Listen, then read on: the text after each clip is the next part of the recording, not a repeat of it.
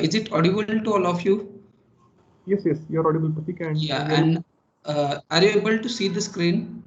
Yeah, it is visible, but we see that as a slide sorter mode. So if you Yeah, just yeah, yeah. Just a minute. yes, good, we're good to go. Okay, okay. Now we will start.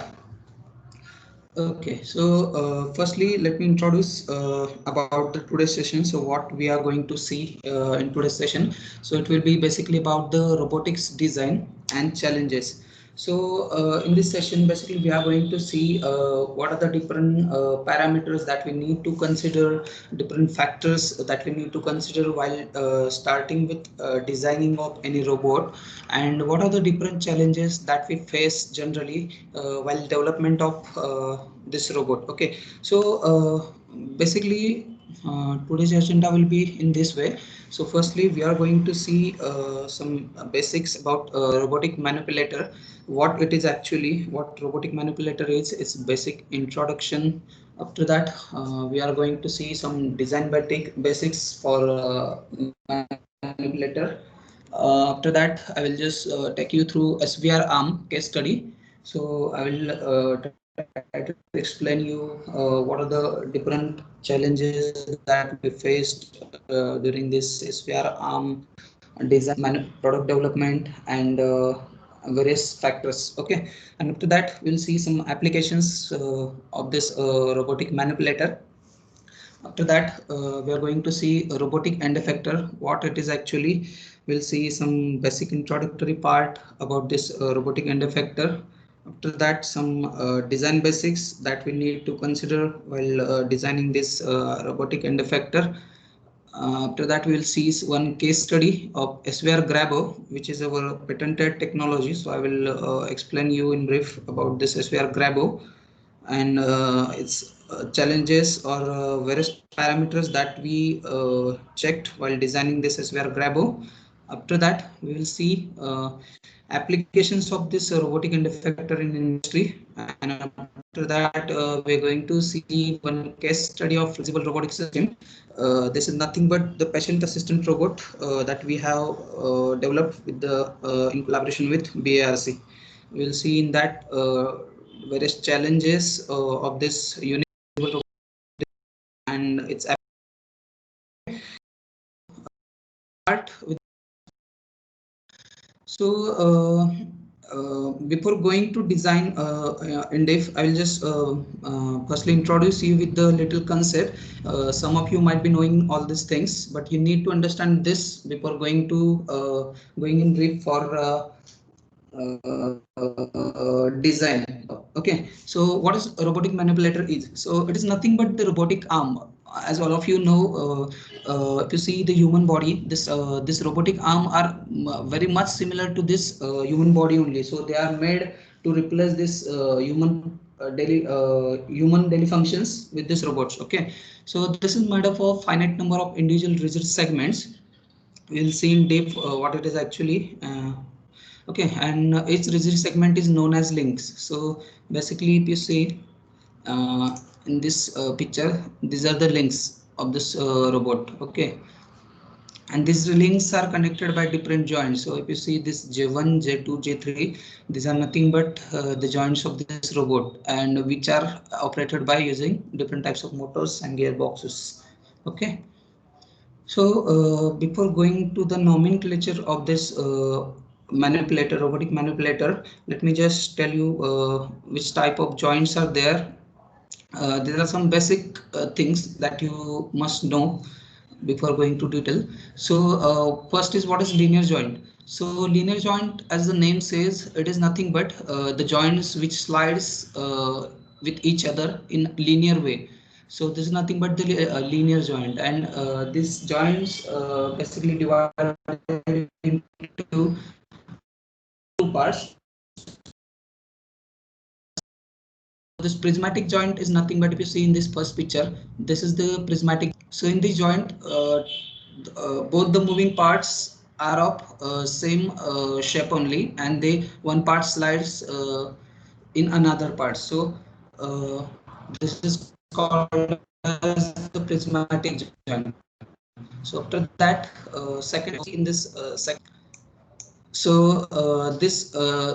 this joint is nothing but the sliding joint. So what we have done here, so if I'm insert this shaft inside this hole, so it can just it will have 2 degrees of freedom, right? So basically it can rotate and it can move in linear direction also, but by using this key we are just locking its 1 degree of freedom, and so it will have only linear movement. Okay, so this is nothing but the sliding joints. So this type of linear joint we basically use in SCARA type of robot. I will explain you later what this SCARA robot is, and just know these things. Okay, so after that, what is a rotary joint? So in the rotary joints, rotary joint, as the name says, both the joints can move in angular fashion. So if you see in this linear joint, it can move in linear. So I just draw this first axis for first joint, and here is my second axis. So this second can move with respect to each other, this in circular way. So if you see in this picture only, so you will get idea. If I remove this key and just put this part over here, so it can slide, it can rotate in this part.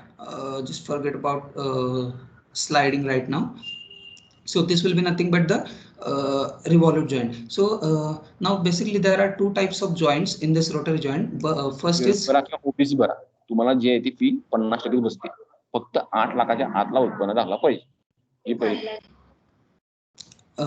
Okay, so in this there are 2 types of joint, that is a revolute joint and twist or race joints. Okay, so what is the basic difference between these joints? So I will just explain you. If you see in this picture, this is one type of articulated robot.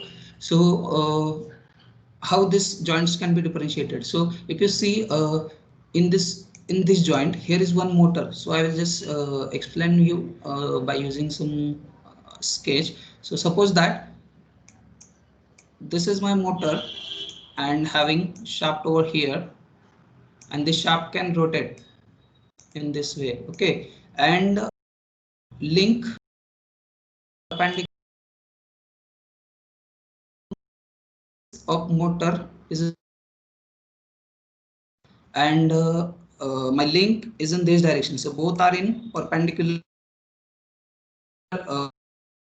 So this type of joints are known as revolute joints. And twist joint, what happens, this will be my motor, and instead of this this link will move in, so it can rotate in this direction only, so both will be in one plane. So this type of joints are nothing but twist or race joints, and this type of joints we basically use in articulated type. These are the main major joints that we basically use in all types of robot. Just have a look at other types of joints also. So this is cylindrical joint. So in this, if you see in this first picture only, we will get, if I remove this key, this will be the cylindrical joint. Same here, it can have a linear joint, a linear movement, and a rotary movement also. So this type of joints are known as cylindrical joints. It will be having 2 degrees of freedom. One can rotate in this direction, and one can rotate in this direction. So this is basically universal joint. And after that, spherical joint. So this type of spherical joints are having the 3 degrees of freedom, which are all angular. So if you see this inside part can rotate in 3 directions. Okay, so this is nothing but spherical joints. So lower pair joints. So all these joints that we discussed are basically lower pair joints, which are nothing but basically having a surface in contact with each other. So this type of joints are known as lower. Okay, so this was the basic about the joints for required for robot. Now the thing is, which type of motion we consider in the robot. So suppose that this is my wrist part of the robot. If you see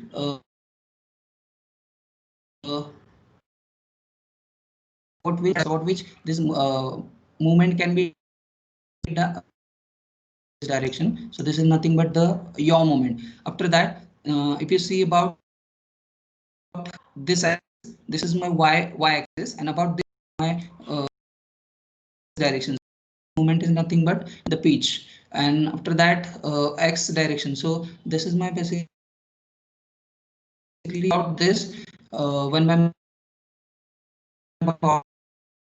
the rolling motion. Okay, so these are basically types of motion that we use while defining any robot. So basically there are three types of robot that we divide uh, with the help of using different of joints. Okay, so first is Cartesian or gantry robot. So this type of Cartesian and gantry robot, and if you see if you have seen in any industry the machining work, laser cutting machines are there which uses basically this type of gantry mechanism to do their manufacturing work. So this type of robot having all the three linear joints only. So in this direction, X direction, it is first linear. This is Y. It can slide in Y direction and it can have sliding motion in Z direction also. So this is nothing but Cartesian or gantry robot. Mostly we prefer in industry for articulated robot or SCARA robot for assembly and all daily type of work. But this type of gantry robot can be used in the manufacturing industry for laser cutting or water jet cutting, etc. This type of machining can be done by using this type of technology. Okay. After that, articulated robot. This all of you already know, and we are going to see in detail later on also. So this type of robot having all the revolute joints only. And if you see in the third picture, this is SCARA robot. So this type of SCARA robot having one linear joint compulsory in their total joints. Okay, so this joint 3 is linear one and all the others are revolute joints. So this is basically nothing but this SCARA robot. So apart from this, there is concept of parallel manipulator also.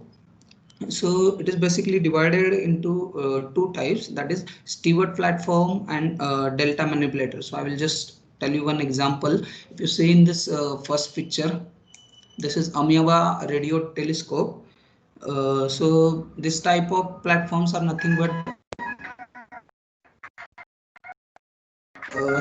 this type of platforms are nothing but the Stewart platform. So this type of manipulators are using linear joints for its movement, and there are also universal joints used in between. And this type of manipulators are used for some type of transmission and receiving purpose, like where antenna transmission is going on. At that time we use this type of platforms. After that, delta manipulator is also there. In delta type of manipulator we use parallelograms mechanisms, and this type of basic designs we use for drawing and all of other purposes. If you see in the second image, you will get the idea. This is how they use this type of parallel delta manipulator for drawing and all other purposes. So based on the coordinate system also we divide this or define this robot. So first is the Cartesian coordinate robot. So in this Cartesian coordinate robot, these are nothing but the gantry robot only, having all the linear joints. Okay, and depend on its occupancy of volume, we define this type of robot. After that, cylindrical coordinate robot is also there. So if you see in the second picture, you will get the idea. This is having one linear joint in Z direction, one linear joint in Y direction. So when it moves with its fullest position, it occupies the cylindrical region. That's why this is called as the cylindrical coordinate robot. After that, there is one concept of robot work envelope. So what it is actually? So robot work envelope is the maximum area that the robot can occupy for its functioning. So if you see in this first image, you will get the idea. This is the maximum envelope available for any robot. But if you see in the real time, there are lots of restrictions for this robot, that you can't go up to this position. So and this is coming because of some mechanical designs or some electronic limitations, and because of that we get some restricted envelope. And operating envelope is nothing but the area or region where robot. Okay. So this is the basic about robot work envelope. Now this is also one very very trending area of manipulator, that is mobile manipulator. So if you see in the various industries, like if you want to serve in a hotels with robot, at that place mobile manipulators are very famous. So if you see in this first picture, this is one type of outdoor mobile robot. And you see in the second picture, this is articulated robot fitted with mobile platform, and this can be implemented with ROS for various functioning like image processing and all these things. So if you see in this picture, you will get the idea. In the first picture, this is mobile platform with a gun loaded on it. So whenever military is going to face any operation on the borders, etc., so at that time they can use this type of mobile manipulator to just capture the area by using their cameras and to detect some dangerous conditions. Okay, so this is how this mobile manipulator can be helpful. And in the second picture, you will get this type of mobile manipulators can be used in hotel industries to serve their customers by using this mobile robot, which can be operated from anywhere by using mobile app only. Okay, so now we are going to see some basic design details, design concepts, manufacturing details for articulated robot specific. So articulated robot is nothing but that I already told you. It is used for pick and place purpose, or in industry for welding or any type of assembly purpose. This type of can be used. This is nothing but it is divided into three parts basically, which is robot manipulator, power supply, and controller. So robot manipulator is basically the mechanical body, power supply which is for operating this, and controller is the basically you can say the brain of this robot. Okay, and this robot basically can be divided into robot arm and body. So now we will see different nomenclatures for this articulated robot and some design parameters. So these are basically nothing but the robotic arms, if you see in the picture, and here is the wrist for this robot, and it is similar to our human wrist only. And these are the robot joints which are operated by using motors, and this is nothing but the base of the robot. Okay, and this is Kara robot. So I have already told you what is Kara robot is, having one linear joint, and this type of robots basically used in sorting purpose, or where electronics assembly or electronic sorting are going on. So at that time we basically prefer for Skara robot. Okay, these are the some industry applications for robot. So now we are going to one robot. So this is SVR multi-gripper robot. So when we started designing one small robot, uh, at that time we had developed one basic sketch Hello? of this. Hello. We are not able to hear you in between. Okay, just a minute. Hello?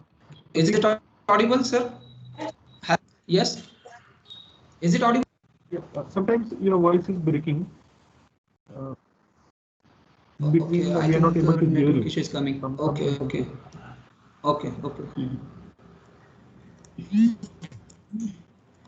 Okay, so this is what I will do. I will just cover up the area, and if you are not able to hear any session at the at last time, let me just know which area was skipped. I will try to recover that once again, because there is some network issues coming.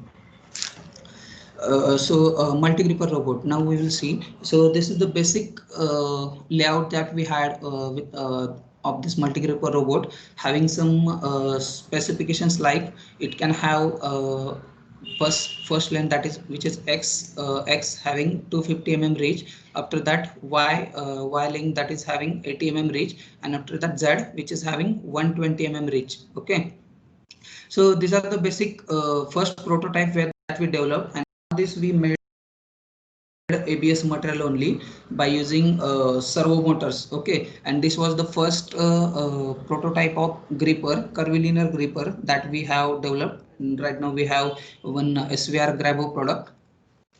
so I will take you through that also. And this is the basic design that we developed at first of this multi-gripper robot, and after that we started with testing this multi-gripper robot. And there are two types of concept, that is in-plane lifting and off-plane pick and place pick and place application. So this type of operations can be done by using this type of robot. I'll show you one video also. So before that, so this is a robotic end effector that we have developed for this robot. If you see in this picture, there are three types of robotic end effector we have developed, which is known as gripper. So the first is curvilinear gripper. The second is parallel jaw gripper, which is for pick and place, and third gripper can hold all the type of object.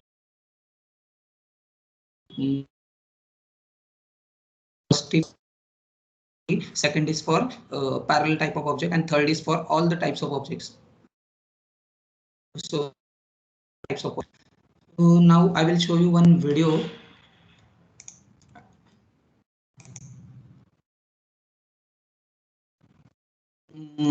So these were some testing photographs of this pick and place multi-gripper robot, and it was the 3D printed parts only, which were for prototyping. So let's have one look.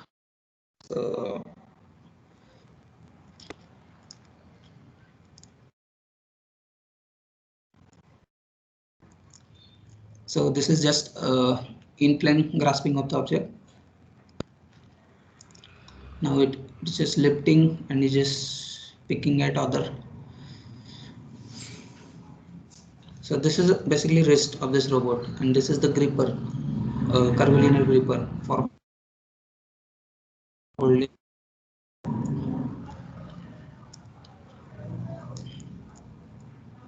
So this is how this robot can be made. So now I will take you one through show you some design parameters.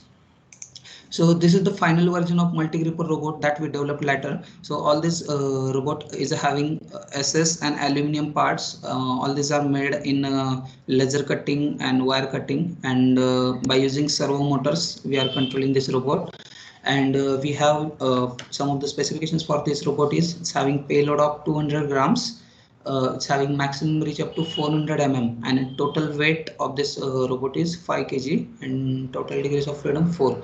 So it is easy programmable and easy to use for lightweight applications. So now I will take you to SVR Hust. So this is basically bigger version of this multi-gripper robot. This can be used in industrial purpose. So it's having some specification like it's having payload of 1.2 kgs. It's having maximum reach of 702 mm. Footprint is 240 mm. So footprint is basically the maximum area that the robot base can occupy. So this is 240 mm. Total weight is 15.3 kg, and it's having bevel gear drives in between to operate the joints, and total degrees of freedom is 5. So what we will do now, we will take one link of this robot and we will design we will see some design parameters for this one link. Okay, so before going to this, when we start with designing any type of robot, first thing come in mind is what are the requirement, what is the need for this design. Okay, right. So to start with this, we'll see. So basic first thing come is what is the payload. So this is basic required thing. Once you decide how much payload I am going to take by using my robot, you will have to consider after that the reach, total reach of the robot. Total reach is how much length will be there, maximum length that my robot can occupy. Suppose this is my robot base axis, just consider. So this is my first link, this is my second link, and this is my whenever extend this link at its full edge, suppose that this is my position, so this will be my total reach of the robot, okay, including the gripper. And after that, how much will be my self weight for my robot. So this is also very important factor, because whatever the weight your robot is going to take, it must be lightweight so that it can be easily shifted from one point to another point, and it can be fitted into the operation. That's why your robot must be having a light in weight. So for that you need to consider different parameters like material selection, motors and gearbox selection. All these things comes into this. So I will tell you that also. After that, degrees of freedom. So how much degrees of freedom my robot will be having, because depend on your degrees of freedom, your motor selection and your material is going to increase, and depend on that your weight of the robot and reach and flexibility is going to depend. That's why degrees of freedom must be considered that at that time. And after that, speed of the robot, obviously by at how much speed I'm going to use my robot. This is very important. So I have assumed now one case where I have just taken some sample values, like I'm designing this robot for 600 grams. Okay, so my payload will be maximum 600 grams. Total reach is 800 mm, and my self weight will be less than 20 kg. That I have assumed right now. And after that, assume that my degrees of freedom will be 5 or 6. Okay, and my speed will be 20 mm per second. So let's see now how can we design for or select one motor and design one link. Okay, so this is the basic nomenclature for this SVR Hust robot. So this is the best joint. After that, here is one joint which is rotating like this. After that, here is also one joint. Similarly, all these joints are given, and here is the wrist joint. So it can basically move in this angular direction. Okay. So this is joint 5, and my payload will be here. So basically my gripper is going to hold this object. Okay, so let's see the last link of this robot, which is basically we are going to design this for joint 4. So right now, for designing a motor for the joint 4, I have just divided it into 3 parts. So this is basically nothing but, if you see, here is my fixed support. So this is my the case of cantilever beam, right? So I have basically divided it into 3 parts, A, B, C. So if you see this pre-body diagram, so my total length of the link is 420 mm, and I have assumed my total weight to be concentrated at center of this link. Center of this link. So it will be basically at 210 mm from the fixed part. Okay, fixed support. Okay, so after that my payload will be at the point C, which is as 420 mm from the fixed support, that is point A. Just see in the picture.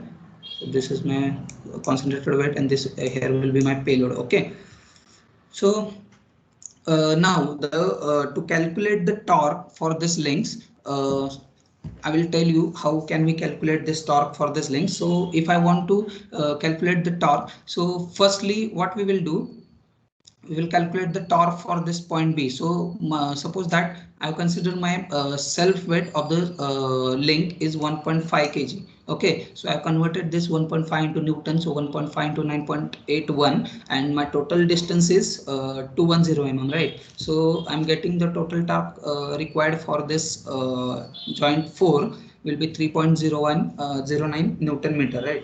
And after that, similarly for point my payload at point C, so my payload is 0.6 kg. So I have converted it into Newton, so 0.6 into 9.81, and by multiplying it with 0.420, that is my total reach. So I'm getting a total torque to be 2.47 Newton meter for joint 4, which is at point A. So I'm getting total required torque to be addition of this, so which is basically 5.46.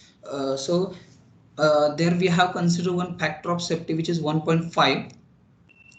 So by using this factor of safety, I'm getting this total surface torque at 8.19 Newton meter. So one thing I will tell you, while designing this robot, the factor of safety that we are considering is very much important, because one thing I will tell you, depend on your application and where your robot is going to operate. Suppose that my robot is going to operate where there is a lot of flexibility or a lot of variation in the payload is going to come. At that time, I need to consider higher factor of safety, so that in at extreme case also my robot will be at safest point. Okay, so at that time you can go about 2, but basically where pick and place or assembly type of work is going on, there are repeatability of the payload is going to take. So at that time there is no requirement of higher factor of safety.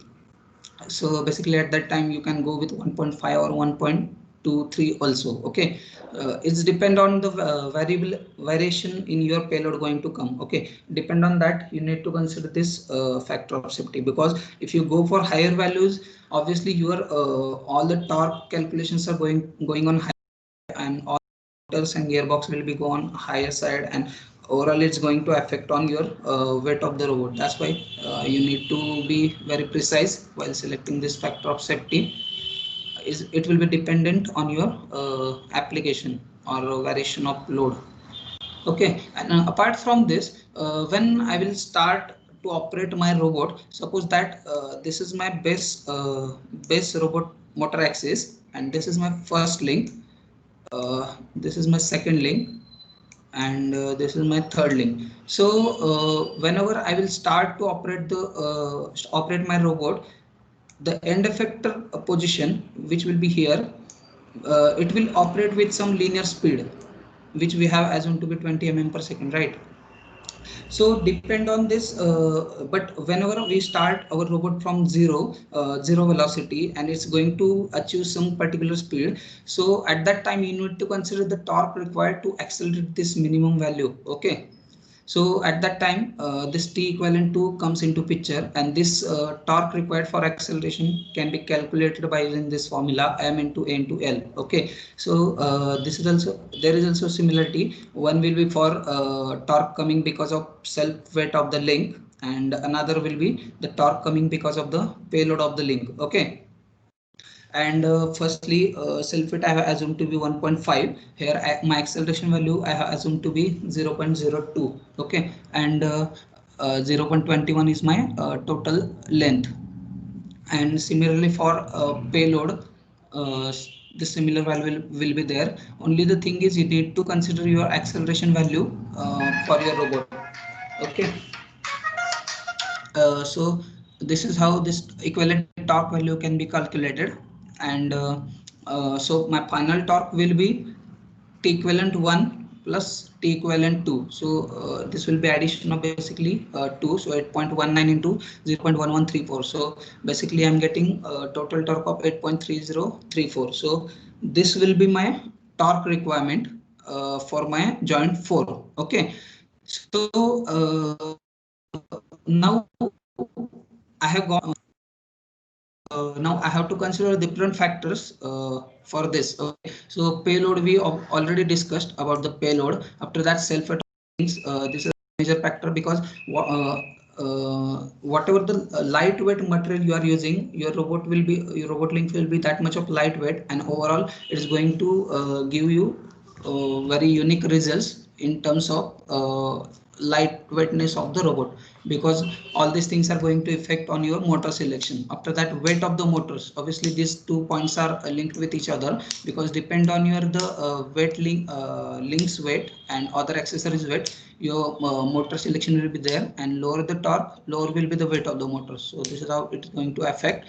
And similarly, weight of the gearbox is also there, and other weights. So now for motor selection, there are different types of factors that you need to consider. So first is continuous rated torque. So continuous rated torque is nothing but the torque at which my robot is going to continuously operate. So this value is nothing but the continuous rated torque. Now the continuous stall torque. Okay, so what is stall torque actually? Stalling is nothing but, suppose that this is my first axis, and I'm just going to draw one link here over here. Suppose that this is horizontal, this is at 90 degree. My motor is fitted in this direction. Okay, suppose that this is perpendicular, and I'm just applying particular load over here, and just going to operate this motor at particular speed. Okay, so whenever suppose that at this x kg of weight, my motor is working very precisely. But whenever I try to increase this weight, suppose that right now I will do x plus x, 2x times weight. Okay, so there will be one condition. At that time, your motor link RPM will be 0. Motor will be energized, link's RPM will be 0. So that position where my load is 2x and my RPM is 0, but motor is energized, that condition is nothing but the stalling. So this is the maximum torque range that we get from this motor. So this is nothing but continuous stall torque. Okay, after that peak torque. So peak torque is nothing but the maximum torque value that I will get from this motor for particular 2 or 3 seconds. So this is nothing but peak torque. After that, detent torque. Detent torque is nothing but if you can try it with your own also. You can just take one motor and to its shaft, you just place one part over here and just try to push this part in downward direction. So there will be resistant applied by this motor, and at this time motor will not be energized. Okay, so it will be in the steady normal condition, and I'm just going to apply some force over here. So there will be some resistance applied by this motor. So that value of torque is nothing but the detent torque. It's basically to hold this motor at a steady position when it is at rest. Okay, after that, continuous input speed. So this is nothing but the speed at which my motor is going to operate continuously, or my robot is going to operate continuously, and depend on this torque and speed, my continuous output power will be there. Okay, and after that, efficiency is also major factor that you need to consider, because depend on your efficiency, you will get the real-time torque value. So that you need to consider precisely. Generally 80 to 90% efficiency we get from the motor. Okay, after that, temperature range for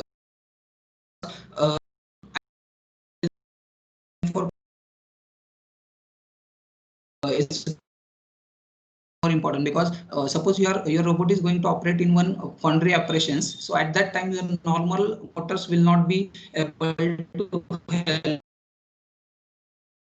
helpful, because their temperature range will be only. Okay, so for that you need to consider depend on your application, the temperature range, and obviously mass and length will be very much required thing, because depend on this only. Because if you see, I'll just tell you, if you see in the joint 4, I will select one motor of x kg, but when I shift to the joint 3 to calculate the torque, at that time this motor weight is also going to affect for this joint 3 calculation. So if you go for a heavier one, obviously this joint 3 will go beyond its limit. That's why you need to be very precise while selecting these factors. Okay. After that, while selecting a gearbox, you need to consider the reduction ratio. Reduction ratio is basically for to just increase your torque and reduce your RPM values, and it's basically having some number of stages, which is actually planetary gearboxes. So inside, so it's having some number of stages for reduction. But one thing I will tell you about this gearboxes, this traditional gearbox is having one issue of backlash. It's having normally 1 to 1.5 degrees backlash, which is very higher to operate the any articulated robot. Okay. For that, there is also one solution. I will show you one picture of that also later. And so these are the some factors that we need to consider while selecting motors and calculations. So this is the one graph of motor I've taken from Follower website. So this is RPM versus torque graph for this motor. So you need to consider this graphs also while selection. If you see on this y-axis, this is RPM, and if you see in the x-axis, this is torque. So this is my power rating. So I have selected a 2-watt motor. So my working region will be in this region. So my maximum RPM will be available, which will be approximately up to 7,400. and my maximum torque range will be up to 10 millinewton meter. So this is how you need to consider this graphs also. So this is the one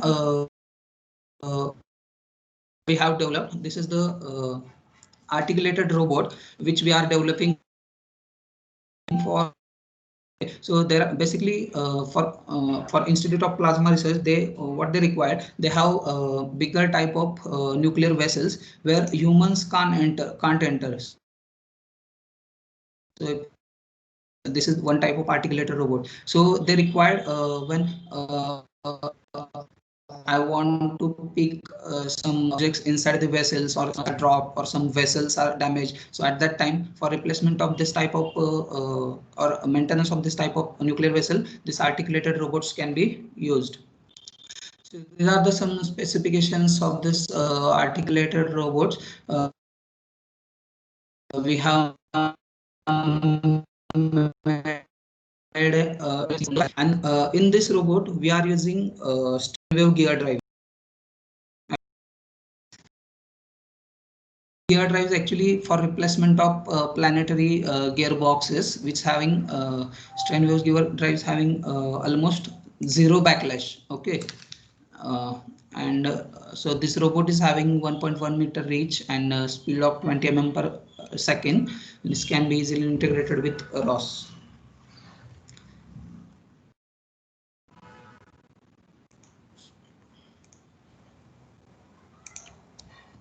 So this is the CAD model of this articulated robot we are developing for a nuclear vessel, and these are the some specifications.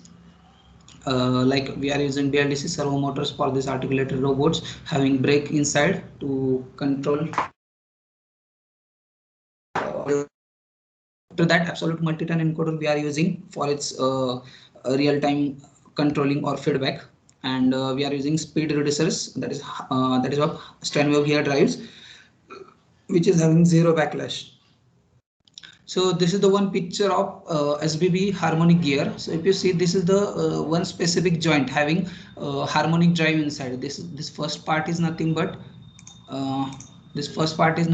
the harmonic gear mechanism.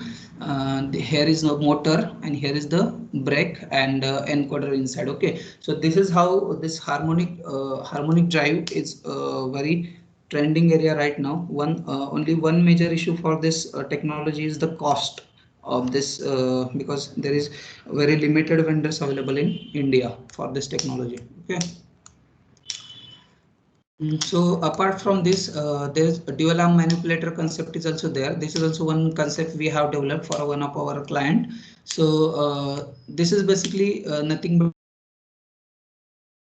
but this articulated robot only, but we are using this two articulated robots at one single part. So this is nothing but the and of this can be built, but we haven't developed it. This is just concept. So now, what is the need of FEA in robotics? So whenever you where you are designing something, or you are selecting one materials for links and all, you need to be very precise for all the strength and vibrations calculations also. So for that, different factors that you need to consider. So there are different types of FEA methods basically we use, which is first is free and post vibration. Obviously your robot is going to operate by using some motors. So motor is having a particular RPM. So you need to consider the natural frequencies of this robot and links in order to avoid the resonance and all. Okay, that's why this free and post vibrations are very important. Static analysis is already important because to have some grip on strength part of the robot. Okay, and after that, rigid body dynamics. This is also very important because whenever you are operating your robot in real time, you will not be able to find out how much stresses are coming in your robot. So that can be simulated in ANSYS by using this rigid body dynamics. So this is how FEA can be related in the robotics.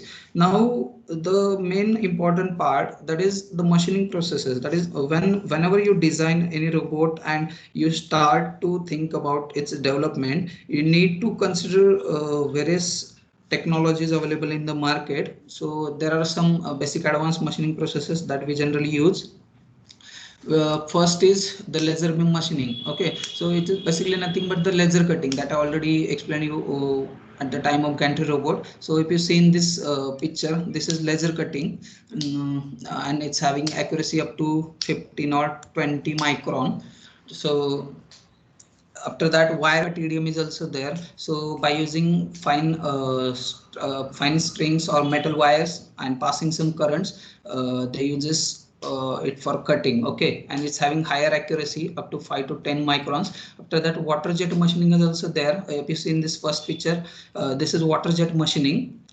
By using high pressure water stroke, they cuts the metal part. Okay, and it's having accuracy up to 20 to 25, and it's cheaper in cost compared to the wire cut tedium because of its accuracy. Okay, after that, electrochemical machining is also there. By using some chemicals, they use to do some machining, but basically we prefer in industry to do machining by using laser cutting, or where higher accuracy required, wire cutting or electric discharge machining. Okay, and after that, abrasive jet machining is also there. Abrasive jet machining is nothing but they use some type of sand or smaller abrasive particles, and by using its high pressure stroke, they just used to cut the parts. And plasma cutting is basically, if you see in this third picture, high dense plasma used for cutting of the metal parts, but it's having very less accuracy, and it's required where higher thickness of the material is there. Okay, so right now we will see some part of the robot kinematics, what it is actually, and we'll see some basic difference in the forward and inverse kinematics and how it works. So that basic structure of the robot you see in the picture, will get the idea. I have already told you these things, the base, joints and links, and end flange. End flanging is for basically fitting of the end effector. So kinematic robot arm is a kinematic chain which is comprised of links and joints, right? So it's basically divided into two types. If you see in this second one that I already told you, delta manipulator. So this type of robots are closed loop. And if you see in this first picture, articulated robot is there. So this type of robot are nothing but the open loop. Okay.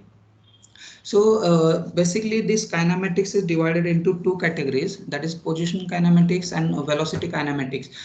So in position kinematics, what we do, this type of kinematics we use for controlling of articulated robots and SCARA robot.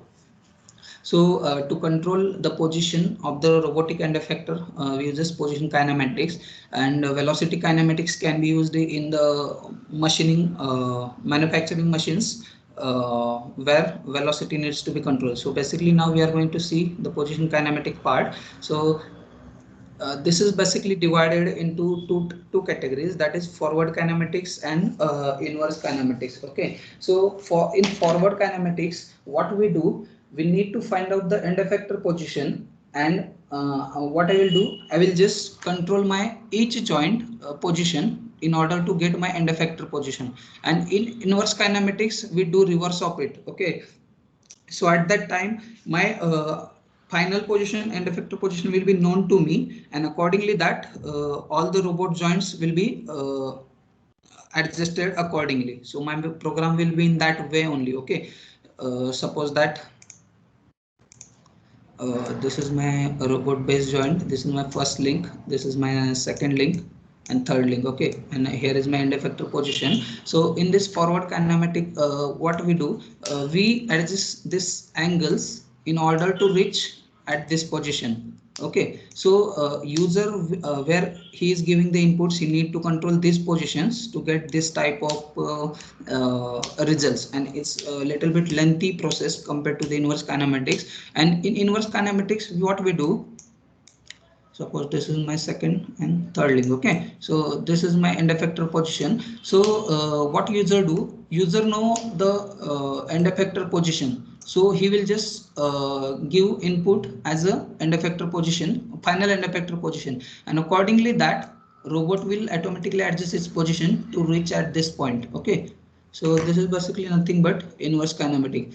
So basically we'll see some basic calculation part for this forward kinematics. Suppose that this is my robot having, this is first link, this is second link, and this is third link. Okay, so at this time when I want to calculate my x position, so it will be here, right? So at this time how can I calculate? This is my J1 joint and this is my J2 joint. Okay, so by using trigonometric relation, like if you see in this picture, you will get idea. I want to find out x, and my A2 is this, and my A3 is this, and this is my A1. So if you apply some trigonometric calculation, like this will be my A2 sine J1, and after that here will be my A3 sine J1 plus J2. Okay, and by using this calculations you can find out this end effector positions, and you can just implement this logic in your course in order to get your results. So now I will show you some application that we have developed at SVR by using this SVR Hust. So this is the first application that we have developed for SAC. So basically what they require, they have some transmitter and receiver. So they are having some surface which was just receiving the signals coming from the transmitter. So they receiver position according to their transmitter positions. Okay, so this is the one video just show you so that you will get idea. So if you see in this picture, we have developed one end effector having ultrasonic sensors used in between. So what a robot is doing, robot is just scanning for object coming in these paths, and it just making it parallel with the surface.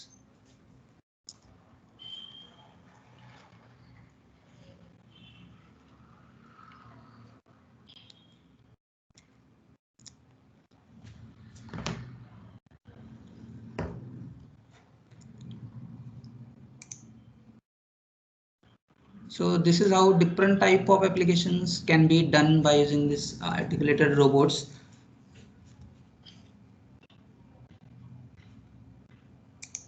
Okay. Apart from this, another application is also there. This is just peg-in-hole concept. When we were developing this SVR Hust, it was an open model of this SVR Hust, and we were just checking for the accuracy of end effector by using this robot. So basically we are just picking one object and just putting it in hole. So you will be able to understand how much accuracy your robot can provide. This is peg-in-hole concept. And this is the gripper that we have. This is SVR Grabo.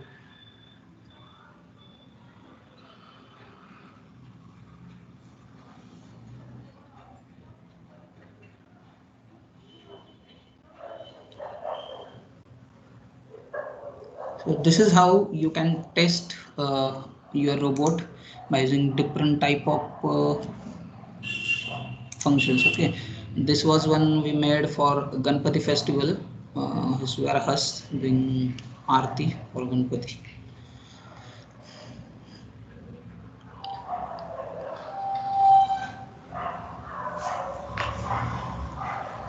So this is how, depend on your requirement, you can develop lots of applications by using this type of robot. So now we will shift towards the robotic end effector. So we will see some basic about what is a robotic end effector is, and how to design any end effector, which type of how much types are there for this robotic end effector. So basically, this robotic end effectors are nothing but the physical interface between this robotic arm and workpiece. Okay, so simply, basically, it is just working media between this robot and working environment. Okay, so I'm not going deep for this end effector introductory part. Just have a look at it. We'll just directly go to the design part. as I have already explained all this. So basically this end effectors can be classified into different types depending on the media or in which you are operating this type of end effectors.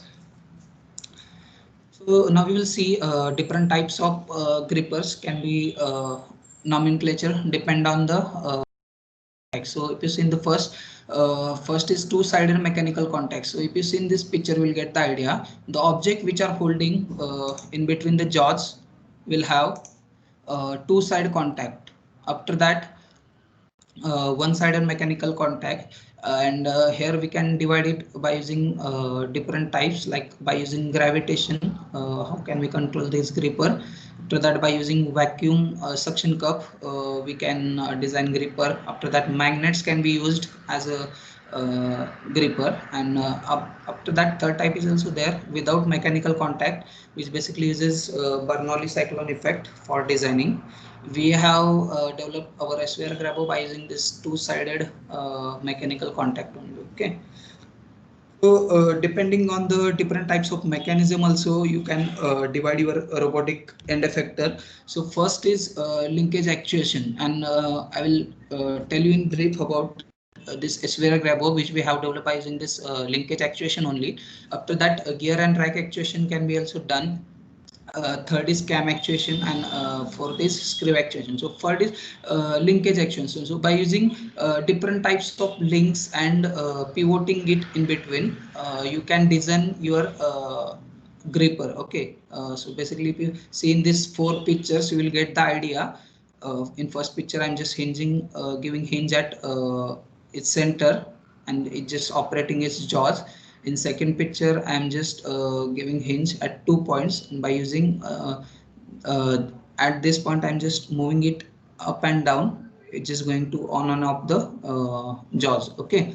After that, gear and rack actuation. So gear and rack actuation can be, as the name says, rack and pinion gears can be used in this type of end effectors to develop gear and rack actuation end effector. Okay, this is the one picture we have developed on rack and pinion gripper.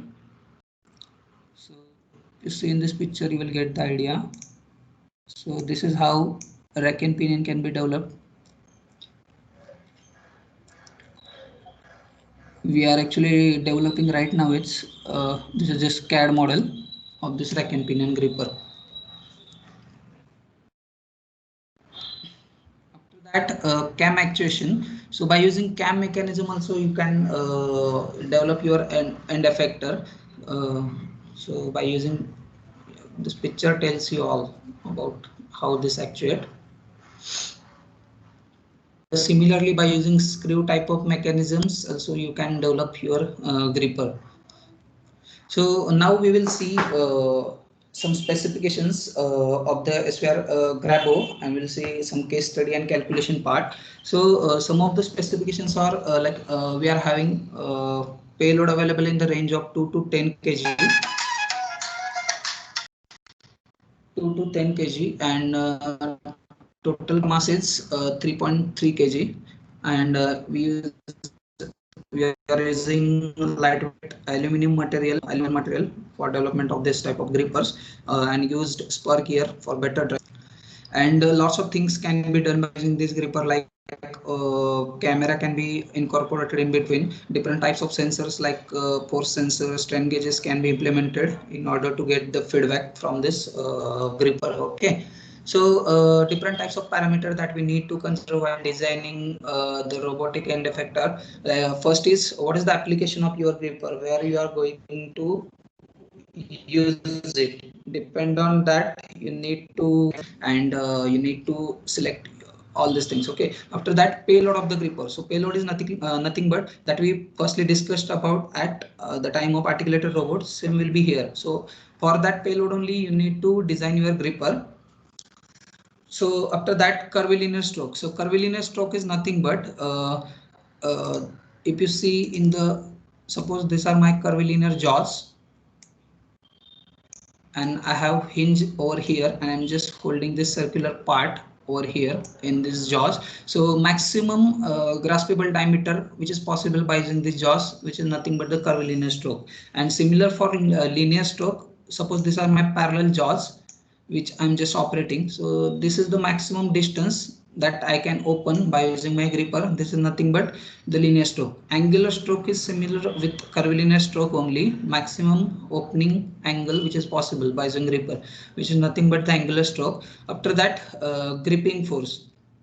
So it will be dependent on the payload of your gripper that I will discuss later. And apart from that, there are other things like cable length. You need to decide total mass of the gripper, so it must be light in weight in order to avoid the bulkiness, and operating temperature is also important. So let's see some calculation part. So this is the top view of SVR Grabo curvilinear gripper. So we are using spur gear drive for its jaw operation, and these are basically curvilinear jaws. Okay, so suppose that now I have to hold one object over here which will be like this. Suppose that this is my circular object. So if you see in this, I will just make it in axis. So this is my x, this is my y, and in downward direction I will be having z. Okay, so my weight is concentrated in z direction. Okay, right. So basically for friction we have formula F is equal to mu n, right? So n will be equal to F upon mu. So in this case my normal reaction is nothing but this gripping force. Okay, and perpendicularly my will be this F force. Okay, so by using this formula we are getting F is equal to mg upon mu. So mg will be my weight, that is payload. Okay, total payload, and mu will be my coefficient of friction. So depend on your jaw and working material surface, you need to select that coefficient of friction value. So by using this you can calculate directly torque required. So at this point I'm getting total torque as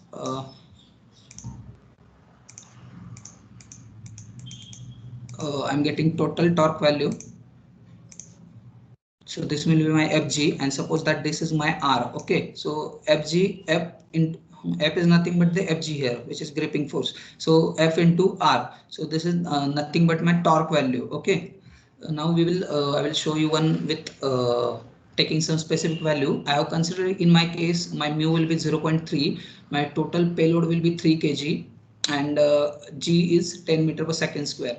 So by using this formula I'm getting total gripping force required as 100 Newton. So to calculate this torque I have assumed this R value to be 0.06 meter. So I'm getting total torque value as 6 Newton meter. So here also I have considered one factor of safety. So by using this factor of safety I have considered total torque value to be 9. So have required this torque at this point, but here we have one spur gear drive which is having a reduction ratio of 3:1.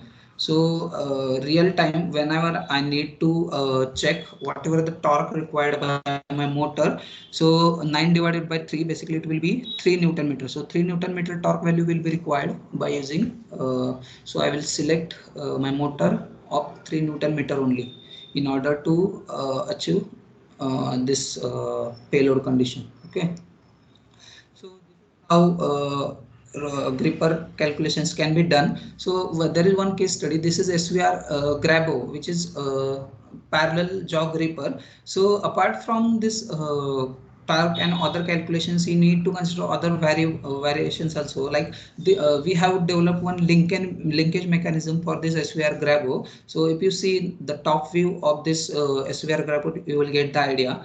I've just defined it in 4 points. This is my P4, which is fixed point. This is my P1, which is also fixed point, and my P2 and P3 are moving. Okay, so it can move in this direction, it can move in this direction, and this P4 and P1 are fixed. So I've just made one free body diagram for this. This is my P4, which is fixed, P1 which is fixed, P2 is known, and P3 is known. Okay, so this R3, R4, R1 and R values were known to me, which are basically the link lengths. And what I need to consider whenever I'm giving some input from motor particular angle. Okay, it may be 10 degree, 20 degree. So I have to find what will be my gripping force that angle. Okay, so for this we developed this free body diagram, and I will just show you one graph also, because we have used lots of trigonometric relations to develop this. When I will just vary my theta, what will be my force value. So these are the some graphical representations that I have made. This is the force versus stroke value. So whatever my stroke will be, so depend on that how much force I'm gripping force I'm getting in that particular region. So I'm getting maximum force at 20 value, which is approximately 337 Newton. Okay, and similarly force versus theta is also calculated. Theta value is will be given by given as input by operator, so which is basically controlled by using motor. So I'm just giving 10 degree to motor, 20 degree to motor, which will be theta value, and according to that how much force value I'm getting from my gripper. So this is how we are getting the graph. So for maximum approximately it's coming up to 34 degrees. So at 34 degrees we are getting maximum force value. Okay. So this is how basic calculations can be done, but it will be dependent on the mechanism that you are using. And obviously apart from this you need to consider different types of manufacturing techniques also to develop this type of grippers, because even if you develop this gripper very well in the CAD, but while developing it in real time you need to face lots of challenges because of the precision and accuracy in the manufacturing, so that you need to consider very much. Okay, so this is the graph about 10. So this is particularly curvilinear gripper, and this is particularly parallel gripper. Okay, so and the specialty of this gripper is these jaws are easily removable. This curvilinear wood and this parallel jaws can be easily implemented onto this, and can be used as a single gripper only. And this is our patented technology. Apart from this, we have developed just one concept of mounting camera on this gripper according to the requirement of customer. So camera can be also inbuilt in between, and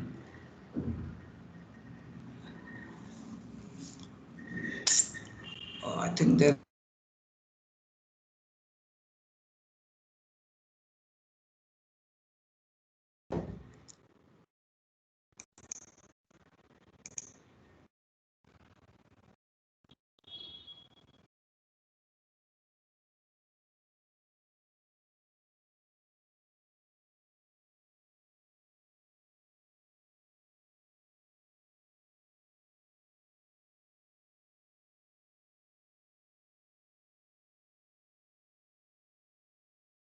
Hello, Mr. Pratik, any issues?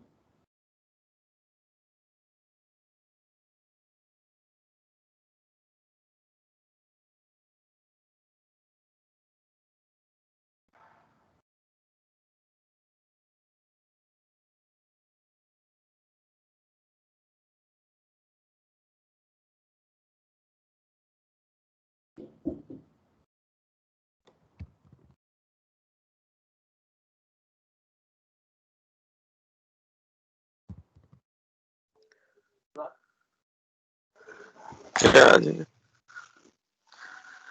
line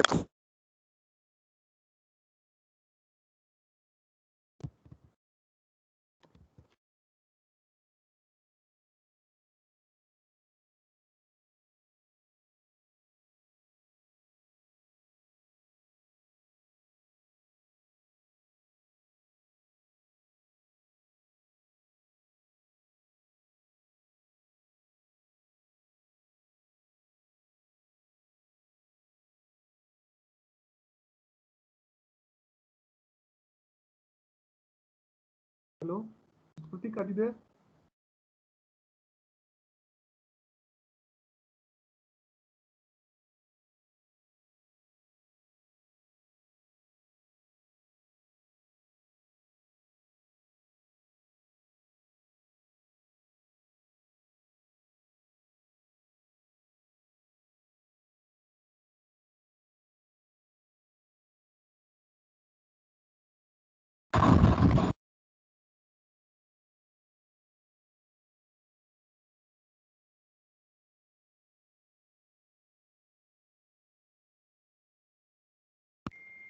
Right. So I think there is some network issue at the expert's end. So he's just rejoining back with another network. So we'll give him a moment to join back with a new network.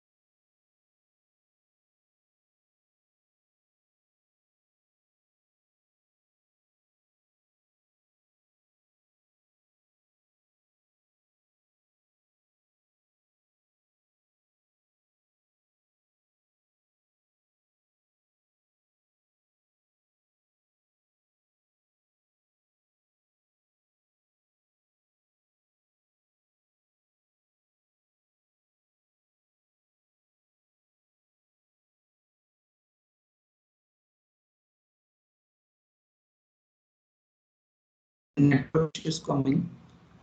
So reconnect. Yeah, okay. So this can be controlled in vertical direction. After that, ball screw mechanism used to operate the base of this robot, and by different joints we have developed to operate this type of links. I will just show you real pictures. So if you see in this first picture, you will get the idea. This is the joint we have developed for links. Okay, and uh, a small type of bearings that we used to operate the joints, and by using flexible shaft we are giving trying to these joints. So if you see, this is the flexible shaft which is operating to my joint. Okay, and all the motors are fitted in this base only. Okay, and there were lots of problems while designing, or challenges while designing this gripper, like because of its overhang and reach, a deflection problem was there, torsion problem was there. I will just show you one video at first so that you will get idea on this. Okay, so if you see in this picture, uh, firstly, my robot position is in horizontal, in straight direction, right? And here is my gripper. So when I start operating it, because of its overhang and wet overhanging weights, it will just, this is the problem of torsion coming in the picture. Whenever I operate this link and move it to the 90 degrees, now imagine that how it will be difficult to control the end effector position at this time. Okay, and this is coming because the torsional stress is coming in the first link. Because of this, this problem is coming.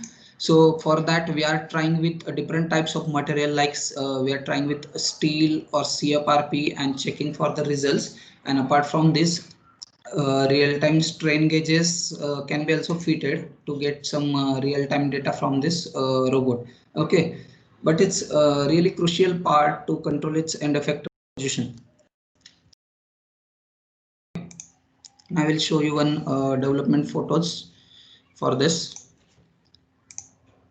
Okay, these are the some prototype pictures when we were developing this patient assistant robot. And if you see in this, this is the final prototype that we have developed of this patient assistant robot, having its miniature creeper fitted over its end effector, and these are all CFRP links. Okay, and the joints are operated by using worm gears. So what is happening at first? See in this first picture, we are using some bearings to operate these joints. Okay, but at that time, whenever we start to operate the each link individually, the play that was which was coming in between these joints, we are just manipulating at the end effector position, and in the results we are not getting the desired output. Okay, for that we developed this particular worm gear mechanism. So basically for this worm gear mechanism, they are having very low backlash, and it can just hold its position. So by using this worm gears, we are able to now control end effector position very well. So this was the prototype of developed. This is the prototype of developed worm gear mechanism. Is the CAD model of this worm gear mechanism. So this is how development can be done, and these are the some results of FEA that we have done. Hello. Yeah, the screen is stuck, and I think we are not switching to PowerPoint. Okay, from which slide? We are still seeing the video. Okay, just So a minute, sir. There is, I think, network issue is coming. That's why this is happening. I will just try to reconnect. Just a minute, sir. Are you able to see now, sir? Yeah, I think it is being shared now. Yeah. Okay. So video. Hello. Yes. Yeah, yet to see the screen. Yeah, sir. One thing I just want to know: have you seen the video, or it was stuck? Yeah. Yes, we have seen the video. Okay. Okay. Okay. This is the video. Okay. Yes. So as you have seen the video, so this type of problems are very natural or inbuilt, you can say, as you have to achieve this much of area or this much of reach you are required you have required. So for that you need to consider some alternation for this. Okay, so for example, I will tell you one case. Whenever we were developing this joint, you just see this is the first joint to operate this second link. So it is basically designed by using some bearings, smaller bearings inside.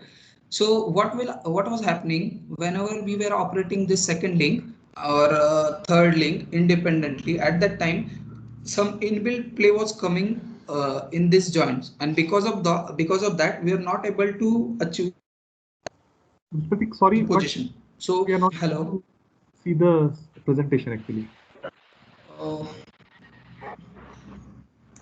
Just a minute, sir. That is very poor. Sir, I'm just trying. Is it visible, sir?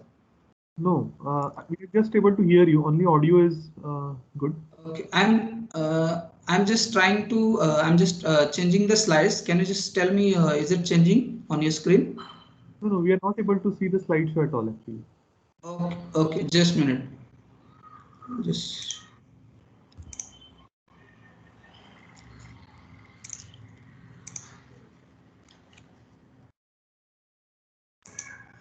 Right. Okay. Yes, we are good now. Right. Again. Is it visible, sir? Yes. Now it is visible. Yes. Okay. Yes. So if you see in this first picture, you will get the idea. This is the joint we have developed for actuation of this links. So what was happening in the previous joint? It was made some smaller bearings. So whenever we would try to achieve some position by using end effector, the play that was coming in these joints, it was just manipulating up to end effector position, and because of that lots of error were coming to achieve the end effector position. So we were thinking on what can be done to avoid this type of problem. So after that, we developed one joint. If you see in this picture, so this is the worm gear based joint we have just developed, and the specialty of this joint is this worm gears can hold its position accurately whenever whatever it is. Okay, so we are just giving this plug. If you see in this is the flexible shaft, okay, which is just driving this joint. If you see in this picture, you will get the idea. This is my here is my joint, okay, and we are just using this flexible shaft to operate this joint. So this is this flexible shaft is fitting over here and just driving this worm gear, and just link will be fitted over here, and which is just moving like in this direction. And by using this joint mechanism, modified joint mechanism, we were able to achieve its end effector position. So this is how you need to consider various parameters and various mechanisms which can be helpful in order to achieve your end effector position. Okay, I hope you got the idea about this. These were the some FEA results that our FEA team has done in order to get some real-time visualization video. Just look at video once again.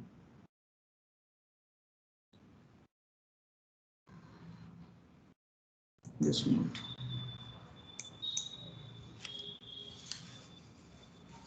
The torsion problem and deflection problems, and you will get you will realize how much flexible it is, the movements of the links. And this is the worm joint that we have incorporated in this design, and this second joint is old one only. So this is how robot designs can be done, and these are the some various parameters that you need to consider while starting with design of this robot. And these are the some publications that we have done yet. We have published some papers in Springers and some international conference also, and some journal papers also going on this flexible robotic system and multi-gripper robots. Okay, so I hope you all got knowledge from this session. Thank you for your time. So please let me know if you have any questions. Right. So thank you, Mr. Pratik. We are now open for the Q&A session. So I think some of the participants did have questions in between. I would request you to kindly unmute yourself and you can ask the orally, or you can even type it in chat box if you have any questions. Hello. Yes. Hi, Pratik. I'm my name is Arindam, and I'm from mechanical department, and I found your presentation to be an excellent one. Okay. It was an amazing presentation, and I congratulate you. I mean, today's presentation was one of the best. Yeah. Thank you, sir. I would look forward to actually having a conversation with you. However, Yeah, surely. I have a few doubts also. So regarding the design of the gripper, na, Okay. when the gripper is designed, Yeah. the first part, one of my first doubts was that Mhm. how should we actually put a figure on what would be the grip strength. Okay. So that would be my first doubt, and the second is that you said that you had fixed while you were calculating torque and you are calculating Okay. the force. Na, you said Okay. that the velocity at which the last link, the linear velocity, you said 0.02 meter per Okay. second or millimeter per second. I forgot. So Okay. anyway, so how did you decide that velocity? Okay. Yes. Firstly, I will go. Just a minute. Voice is. Yeah. So firstly, I will go to gripper part. So, so your question is, how can we decide this gripping force, right? Yes, yes. Yes, so for that, you need to consider firstly, whenever you start with designing, you need to consider what will be your payload, right? So that will be clarified by your side only. So once your payload will be decided, you need to have in mind, firstly, which type of mechanism that you are going to develop. That I already told you or shown you in the previous slides, so that you must have some idea about which type of mechanism you are going to develop. So in this curvilinear type, you can see firstly we made some concept drawing from this. There were no considerations at that time for this load, okay, but we were having one concept, like we are going to develop one curvilinear type of gripper which will be able to hold a curvilinear type of object. So at that time you need to consider the forces that will be coming. So in this case, my gripping force will be this Fg that I already shown in this slide. I'm sorry. Can I make the question a little more specific? Yeah, How sure, will sure. how will you achieve the strength? That's what I'm saying. Strength in the strength Jaw, means what you jaw. jaw strength. That, Okay. So yeah. for that, what you need to do, you need to make one once you are fixed with all these parts and all this gripping torque and all these things, you will be able to make one prototype or CAD model, I can say, in software, right? So it will be tentative. It will be based on your experience, and after that, it will go to FEA team, where these people what will do, they will check your payload, and according to your payload, they will check for the strength and optimization. Is there any scope? And after they do this FEA analysis and all, the data will come to design team, and after that reiterations will be done according to their requirement for this strength purpose, and after that it will be again modified. So it will be 2 or 3 iterations will be required while designing this. It will not happen in one go only. So, but overall, you need to have some your basic experience that this much of thickness or this much of length will be sufficient for me. And after that, you go to FA team to do some analysis for strength. And after that, once they give you data or it is not safe, then you need to again modify it, remodify it, and in after 2 to 3 iterations, you will get the real time idea about the strength of this gripper. Okay. And the regarding the velocity at which you decide, na? Yes. How do we arrive at that figure? Yes. So it was basically in the articulated robot, I told you. Am I right? Yes. Yeah.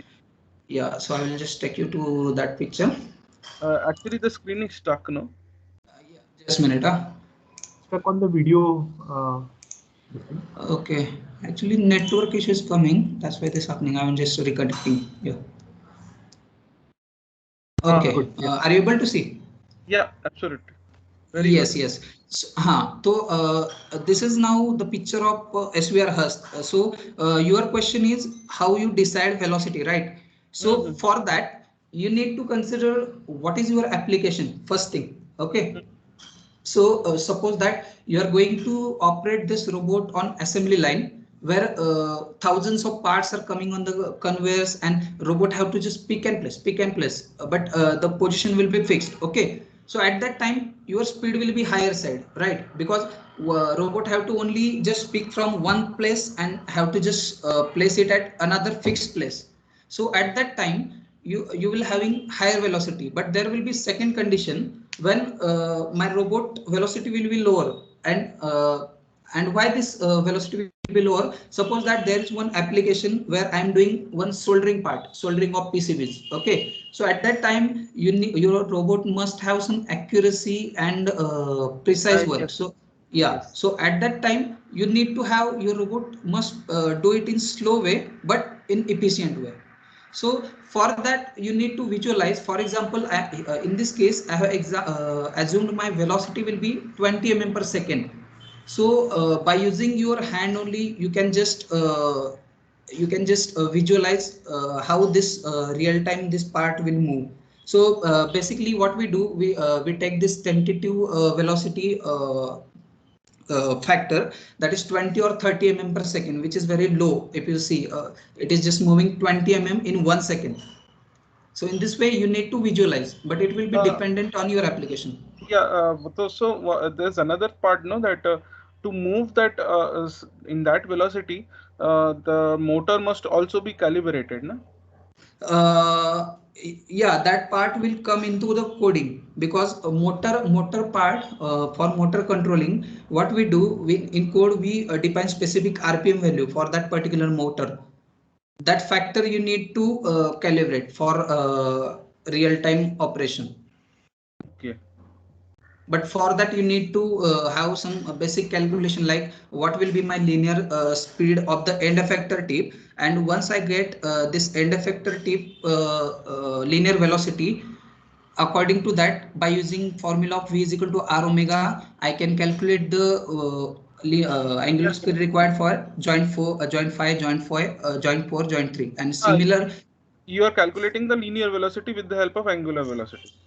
No, I'm just defining the linear velocity at first. This will be my assumption based on my application. That but yes. omega is you're saying v is equal to r omega. Omega you need to have angular velocity, na? Yeah. By using this, because in motor what happens, we have RPM value, particular RPM value can be controlled by using code, but I have assumed, if you see in the real time, how can I assume the omega or RPM? So it is very easiest to assume the linear speed and to visualize it by using our own hand only, that in this case 20 mm per second, so it's moving 20 mm in 1 second, so it is very easy to visualize. So by using this, I have now V value, right? And R value is already known to me for the length. So by using this, you can calculate the omega, and that omega will be given to the coding part, which will be in the terms of RPM. Because if you know the omega, RPM will be known to you. Yes, sir. No, ठीक है, I understood. Yeah. Thank you. I would actually want to communicate later on. We will talk later, maybe. Surely, sir. Surely. You can take my email ID, sir. I'll just message it in text box. Yes. Yes. Any more questions? If anybody has any questions, can you please unmute and ask totally.